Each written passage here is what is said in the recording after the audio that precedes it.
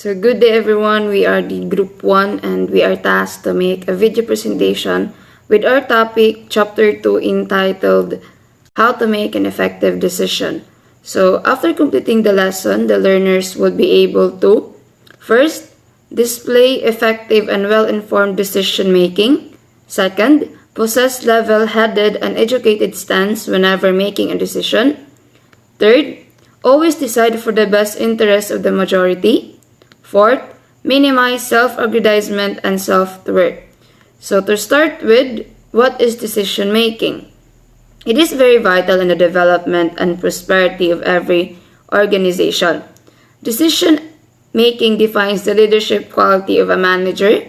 Second, it is the manner on how the subordinate responds to the vision and mission of the organizer by proper accomplishment of their respective functions. So for my understanding of making a decision, in a simplest sense, decision making is the act of choosing between two or more courses of action. So people often say that they find it hard to make a decision, but unfortunately, we all have to make decisions all the time, ranging from trivial issues like what to have or what to eat in a meal or lunch, then right to a life of decision making. So some people put off making decisions by endless searching for more information or getting other people to offer their recommendations. So somewhat others resort to decision making by taking a vote or sticking to a pin of list or tossing a coin. But as a leader or an organizer or even a manager, we always tend to do a process.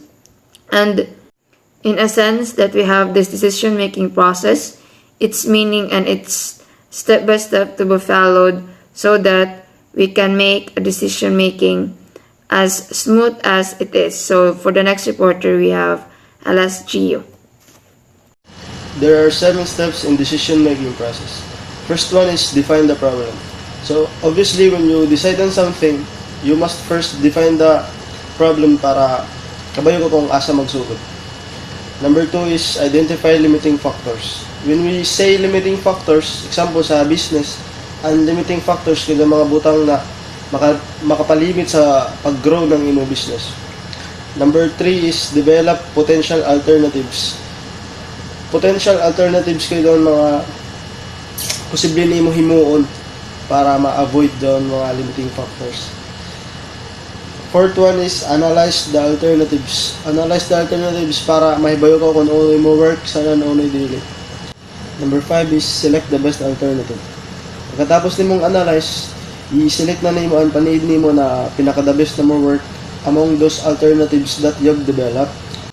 Number 6 is implement the decision. Ibalik, implement the decision. Mag-decide na ko. Number 7 is establish a control and evaluation system. Ang purpose siguro na nila is to ensure that a company is achieving what it's set to accomplish. So, good morning everyone.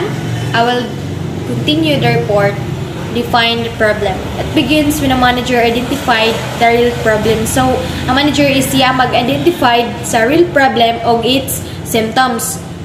The most obviously troubling situations found in an organization can usually be identified as symptoms of underlying problems. So, ang successful manager is dili niya i-attack ang symptoms, instead i-uncover ang mga limiting factors, ang factors that cause of these symptoms.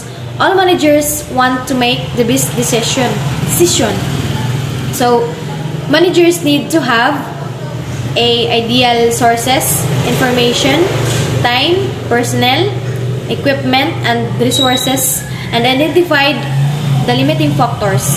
Time pressure frequently causes a manager to move forward after considering only the first and foremost obvious answer. So, ang manager is mag-think siya or mag-investigate para makahanap siya ng mga several alternatives, solutions to that problem, and before pa siya mahimo ng quick decisions. So, best known methods for developing alternatives is through brainstorming. So, best method is brainstorming. Brainstorming where a group of people works together to regenerate or create ideas, ways, and solutions, alternative solutions to that problem. So, concentrate on the problem. So, the next reporter will continue the report. Thank you for listening. Entertain all ideas. Entertain all ideas is the more ideas that comes up, the better. In other words, there are no bad ideas. Encouragement of a group to freely offer all their thoughts.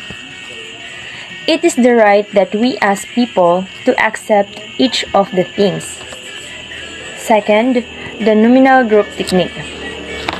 This method involves the use of a highly structured meeting, complete with an agenda and restrict discussion or interpersonal communication during the decision making. In addition, it is a solution generation and decision making. It can be used in groups of many sizes to make their decision quickly. And the last one, the Delphi technique. Delphi technique is, with this technique, participants never meet, but a group leader uses written questionnaire to conduct the decision making. It is also allows for the reflection among participants who are able to nuance and reconsider their opinion based on the anonymized opinions of others. These points are among the disadvantages. This method can be more time-consuming than one individual making the decision on his own. The decision reached could be a compromise rather than the optimal solution. Consumption of time. The group discussion making the techniques often consume and take more time to come to a conclusion which is accepted by each individual in a group. As every individual in a group has their own unique and innovative ideas which result in having too many options in consideration. The bigger the size of the group, the larger in the time consumed by them.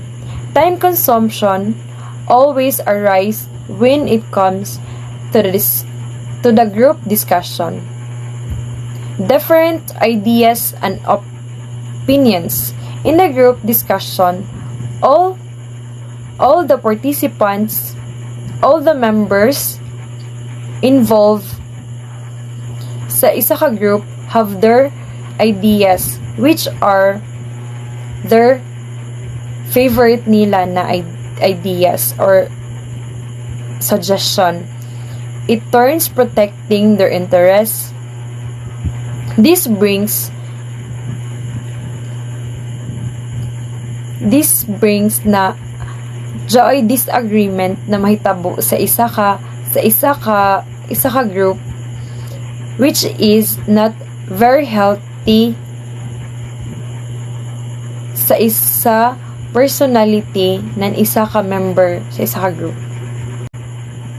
Individuals become guilty of groupthink, the tendency of a member of a group to conform to the prevailing opinions of the group.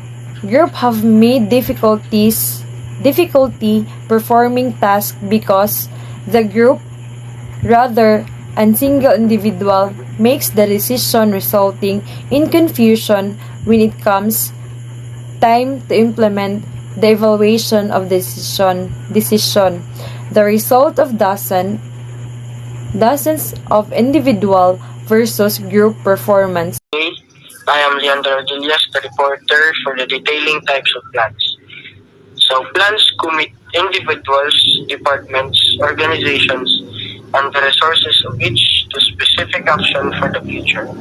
Effectively designed organizational goals fit into a hierarchy so that the achievement of goals at all levels permits the attainment of high-level goals. This process is called a means ends chain because low-level goals lead to accomplishment of high-level goals. Three major types of plans can help managers to achieve their organizational goals: strategic, tactical, and operational. Operational plans lead to the achievement of tactical plans, which in turn lead to the attainment of strategic plans. In addition to these three types of plans, managers should also develop a contingency plan in case of the original plans fail. Operational plan. What is operational plan? Operational plan is also known as a work plan. It describes how the work be done, the workflow from input to end result, and the specific result expected from departments, work groups, or individuals are the operational goal. A tactical plan is concerned with what the lower units within each divisions must do, how they must do it, and who is in charge at each level. Tactics are the means needed to activate the strategy and make it work. Tactical plan, it makes the plan or the long-term plan be shortened. Clearly define goals that enables companies to achieve them. In making the plan, the middle management takes the responsibility to take the broad strategic plans and identify specific tactical actions. Making strategy or strategic plans that can help the shorten the long-term plan of the company. I will report to you the contingency plan. So, what is contingency plan? All business and strategies are variable to some amount of risk. Contingency planning can be effective in mitigating this risk. Contingency plan is defined as a course of an action designed to help an organization respond to an event that may or may not happen. Contingency plan can also be referred to as plan B or a backup plan because it can work as an alternative action if things doesn't go as a plan.